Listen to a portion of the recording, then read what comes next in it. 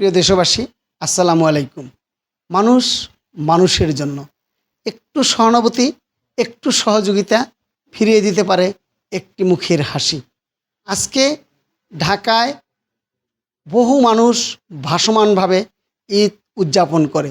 কেউ ইচ্ছায়, কেউ অনিচ্ছায় প্রিয়জনের কাছে যাইতে ব্যর্থ হয়।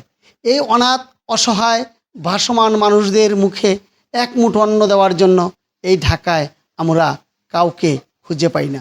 তাই ঈদের দিন, যেটা মুসলমানের জন্য একটি উৎসব, তোমার পড়শি যেন না খেয়ে থাকে, এটা তোমার ফরজের দায়িত্ব, যাতে তার খাবার এবং তার খোঁজখবর তুমি নিতে পারো।